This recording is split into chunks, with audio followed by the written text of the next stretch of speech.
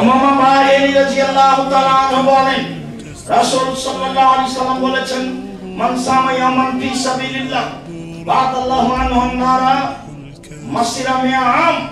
কেউ যদি আল্লাহকে সন্তুষ্ট করার জন্য একদিন সিয়াম থাকে, তাহলে জাহান্নামকে তার থেকে 100 বছরের পথ দূরে সরিয়ে দেওয়া হবে। উমামা বাহিনী রাদিয়াল্লাহু তাআলা আনহু বলেন, রাসূল সাল্লাল্লাহু আলাইহি সাল্লাম বলেছেন, মান সামা ইয়ামান ফি সাবিলিল্লাহ জালাল্লাহু বাইনাহু খান্দাক কামা বাইনাস সামা ওয়াল আরজ। তার মধ্যে আর জাহান্নামের মাঝে একটা গর্ত খনন করা হবে, যার ব্যবধান 500 বছরের পথ। শুনুন, একদিন সিয়াম থাকলে জাহান্নাম আপনার থেকে 70 বছরের পথ দূরে সরে যাবে। 2, একদিন সিয়াম থাকলে আপনি জাহান্নাম থেকে 100 বছরের পথ দূরে সরে যাবেন।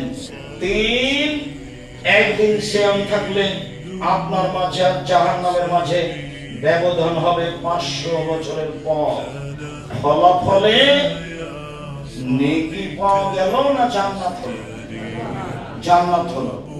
ইবাদতের জগতে সিয়াম একটি ভিন্ন ধরনের ইবাদত, যার সমপর্যায়ের কোনো ইবাদত নেই।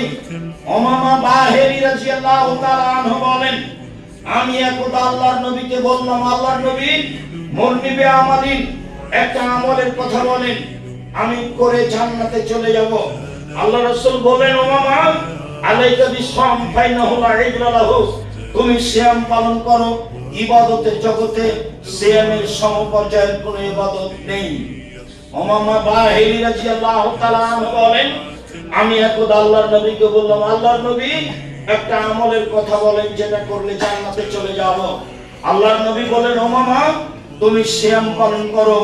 ইবাদতের জগতে সিয়ামের সমপর্যায়ের কোনো ইবাদত নেই। আল্লাহর নবী বলছেন, সিয়াম হলো জাহান্নাম থেকে বাঁচার জন্য দুর্গ। বিপদে যেখানে আশ্রয় নেওয়া হয় সেটা হলো দুর্গ। আল্লাহর নবী বলছেন যে সিয়াম হলো জাহান্নাম থেকে বাঁচার জন্য দুর্গ। এই কথাটা আমি বলি, এই কথা মুহাম্মদ সাল্লাল্লাহু আলাইহি সাল্লাম বলেন। সম্মানিত দিনী ভাই বোন, সিয়াম ভিন্ন ধরনের ইবাদত।